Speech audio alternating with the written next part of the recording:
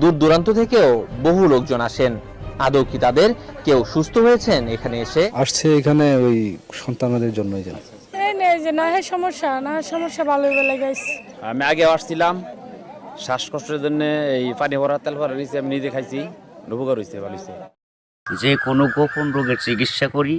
আপনার বান দেয়, জাদু টুনা করে, নষ্ট করে, মাইটে কই যে ফেপড়া পয়সা যায়, যে কোনো ব্যাপারে আপনি আল্লাহর রহমতে আমার কাছে চিকিৎসা গোপন কথা খুইলে বললে চিকিৎসা নিতে পারবেন আশা করি। আপনার যে কোনো ব্যাপারে বাহিরে ভিতরে হোক, যে কোনো ব্যাপারে একজনের কাছে বলতে পারেন না আমার ব্যর্থতা বলবেন প্রেমের ব্যর্থতা হয়ে গেছেন, অথবা ফাঁস নিয়ে যাবার চান, মরবার যান, বিষ খাইবার যান, ওটা যায় না।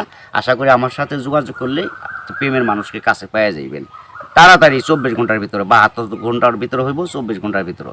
আবার 3 ঘন্টার ভিতরে আপনি যদি কোন চালান করে দেবো, উধাই করে নিয়ে যেতে পারবেন জিনের মাধ্যমে। সবাইকে প্রীতি এবং শুভেচ্ছা জানিয়ে শুরু করছি আজকের প্রতিবেদন। তো দর্শক, আপনারা দেখতে পাচ্ছেন যে আমার সামনে একজন পরিচিত মুখ। এর আগেও এই ভাইকে আপনারা দেখছেন। সে সাধারণ মানুষ না, একজন কবিরাজ মানুষ।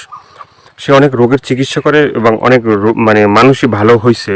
যে যারা তার কাছে ফোন দিছে এবং তার যে চিকিৎসা নিছে সবাই মোটামুটি ভালো হয়েছে। আর এটা হচ্ছে যে সম্পূর্ণ বিশ্বাসের উপরে। যদি আপনি বিশ্বাস করেন যে না, কবিরাজি চিকিৎসা ভালো, সে বিভিন্ন গাছগাছরা বা বিভিন্ন মন্ত্রের মাধ্যমে চিকিৎসাগুলো করে, তো আপনারাও এই ভাইয়ের চিকিৎসা নিতে পারেন, বা অনেকেই হয়তো চিকিৎসা নিছেন, তো জানেন আপনারা যে সে কেমন।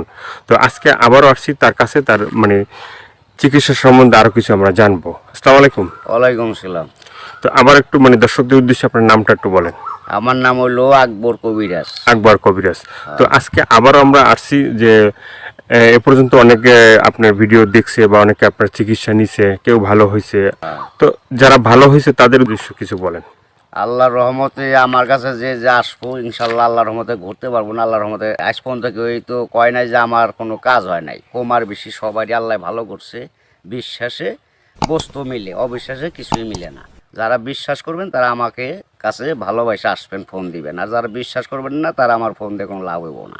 এগুলো করার জন্য খরচটা কিভাবে একটু বলবেন? খরচ আছে, মনে করেন আপনার 20,000 উপরে, 30,000 উপরে, 40,000 উপরে কাজ বুঝে হলো পয়সা।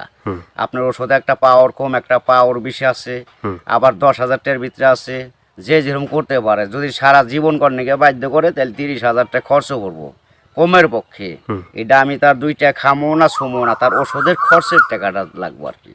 তারপরে যদি টাকা অত না থাকে, ধরেন কিছু বাকি থুয়ে আনা যাবো, কি অর্ধেক দিল, কি আমার কাছে নাই, অর্ধেক পরে দিলাম, তাও চলবো। এটা তার মনের ব্যাপার।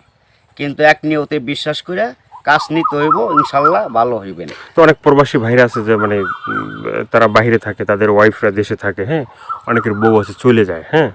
তো এটা কোনো চিকিৎসা আছে যে সে ওখান থেকে তার বউ এমনভাবে রাখবে যে তার ছাড়া যেন আর কাউকে বুঝতে চায় না, তাকে যেন সবসময় বুঝে। আছে আছে এবং আছে প্রবাসী ভাইয়েরা, কি মা খালারা, বোনেরা, ভাইয়েরা, যারাই ওদিন আছেন, কষ্টে আছেন, কোনো বিপদ তোরাইতেছে না, আল্লাহর রহমতে আল্লাহকে বিশ্বাস করে আমার কাছে ভালোবাসা আসবেন। আশা করি আল্লাহর রহমতে তোরাই যাইতে পারবেন। এবং যারা প্রবাসে আছেন, বউ কথা শুনে না, কি অন্যজনের কথা শুনে বাইরে যায়, কি স্বামীরা ছলনা করে টাকা পয়সা নিয়ে পলায় জায়গা, আশা করি আর যাইতে পারবো না, এমনভাবে আটকাই দিমু। আর জীবনে আপনার সারা আল্লাহর রহমতের নকত এই 7 দিনের ভিতরে ক্লিয়ার হয়ে যাবে ইনশাআল্লাহ। তো অনেকে আবার ওই যে আমাদেরকে ফোন দিয়ে বলে, বা হয়তো আপনাকেও বলছে যে চালানটা যে হয়, বা চালানটা তো সেটা শুধু আপনিই জানেন যে কিভাবে চালান দিবেন বা করবেন, ঠিক আছে, এটা আপনার ভিতরেই আছে। কিন্তু আবার আপনি বলে দেন যে এই জিনিসগুলো তুমি করো। যে কোনো সমস্যা আল্লাহর রহমতে যদি ইমান বিশ্বাস থাকে, যারা নামাজ পড়েন 5 ওয়াক্ত 5 জায়গা, তারা আল্লাহ নবীকে বিশ্বাস করে আমাকে দয়া করে ফোন দিবেন, চিকিৎসা নেবেন। না, এই যে আমরা যে আপনার কাছে আসছি, হ্যাঁ, এই যে কিছুদিন আগে আমাদের দেশেরই এক লোক আপনার চিকিৎসা নিয়েছে। চিকিৎসা নেওয়ার পরে বলছে যে হে, চিকিৎসা করে আকবর কবিরাজ খুব ভালো চিকিৎসা করে। সে বলার পরে উনি আবার আমাদের বললো যে ভাই, আপনার যে তার কথাগুলো একটু তুলে ধরেন, তাহলে হয়তো বিভিন্ন মানুষ উপকৃত হবে। তো সে বলছে যে না, ভালো চিকিৎসা পাইছে। তো এই ধরনের আপনার আছে কেউ ভালো ভালো চিকিৎসা পাইছে? এর আগে তো ভিডিও ছাড়ছে। আল্লাহর রহমত আছে, বহুত আছে, এভেলেবেল আছে ইনশাল্লাহ। সবাই কইতেছে, না কইলে আপনারা কেমন আইলেন করবেন নাকি? ভালো হয় বিদায় আপনারা এসে উঠাইবেন নিছেন। এবং দর্শক অনেকজনই ভালো হয়েছে প্রেমের ব্যাপারে, অথবা একটা মেয়ের পিছের টাকা লাখ লাখ টাকা এবং সে মেয়েরে পাইতেছে না। আশা করি আমার কাছে চাইলে ওই মেয়ে আর ফাঁকি দিতে পারবো না, এমনভাবে বাধ্য করে দিমু সারা জীবন কর্ণিকে ছেলের পাগল হয়ে থাকে। অনেক ভাইরা আছে প্রবাসে থাকে, হ্যাঁ, তারা দেখা গেছে যে মানে এই দেশে একটা মেয়ের সাথে সম্পর্ক ছিল, থাকার পরে সে তো বাইরে চলে গেছে, এখন তার চিন্তা ভাবনা আছে যে এই মেয়েকেই বিয়ে করবে। হ্যাঁ, আবার এদিকে বাপ মা আছে যে এই মেয়েকে অন্য জায়গায় বিয়ে দিয়ে দেবে, ঠিক আছে।